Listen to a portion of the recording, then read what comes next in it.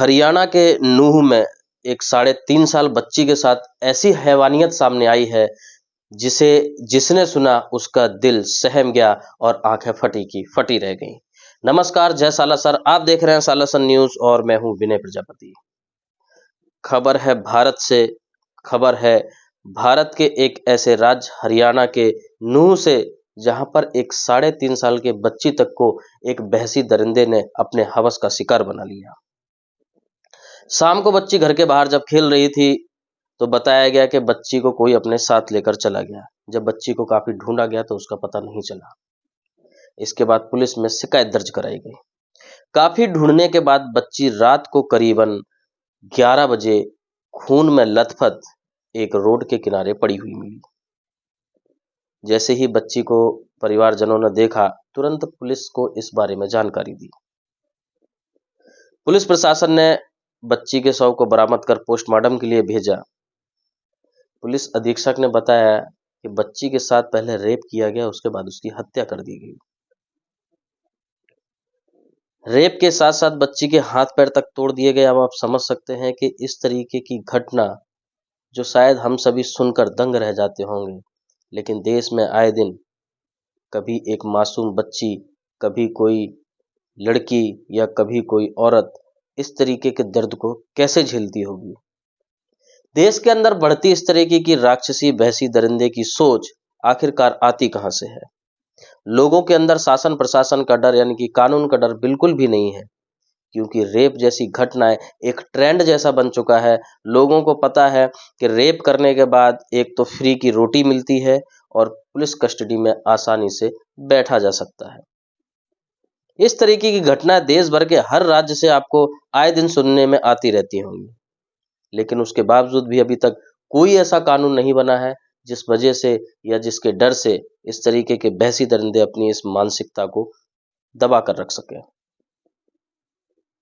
वहीं पुलिस के द्वारा यह भी बताया गया कि कुछ दिनों पहले एक 6 साल की बच्ची के साथ भी उसी एरिया में रेप करने का मामला सामने आया था। जब बच्ची की मां घर के पास से गुजर रही थी तो बच्ची के रोने की आवाज उसने सुनी और जब जाकर उसने देखा तो उसकी आंखें फटी की फटी रह गईं, दंग रह गई वो। 22 नवंबर को उसने पुलिस स्टेशन में एफआईआर दर्ज कराई उस व्यक्ति के खिलाफ, और बच्ची ने अपने बयान में यह भी बताया कि इससे पहले भी उसके साथ इस तरीके की घटना को कई बार और अंजाम दिया गया है।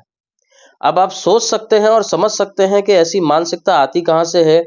3 साल, 5 साल, 6 साल, 10 साल की बच्चियों के साथ रेप आखिरकार होता कैसे है? क्या वो इंसान नहीं होते हैं?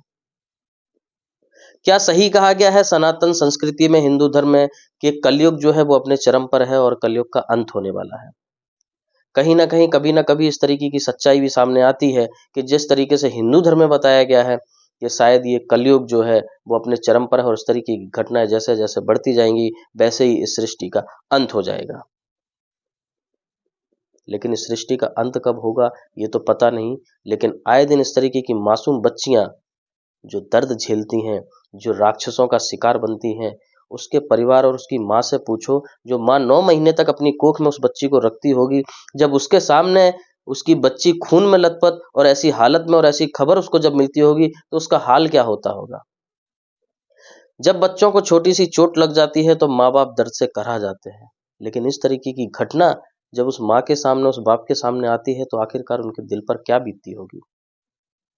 समाज में इस तरीके की लगातार घटनाएं बढ़ती जा रही हैं, लेकिन अभी तक किसी भी दरिंदे के अंदर वो डर नहीं बैठा पाई शासन प्रशासन, जिस वजह से इन घटनाओं को रोका जा सके। कहीं ना कहीं समाज को ही इस तरीके की घटनाओं पर कड़क एक साथ जुट होकर खड़ा होना होगा, जिससे इस तरीके की घटनाओं को रोका जा सके। जनता सरकार इस पर क्या सोचती है, जनता की अपनी क्या राय है, हमें कमेंट बॉक्स में कमेंट करके अवश्य जानकारी दें। जय हिंद, जय भारत।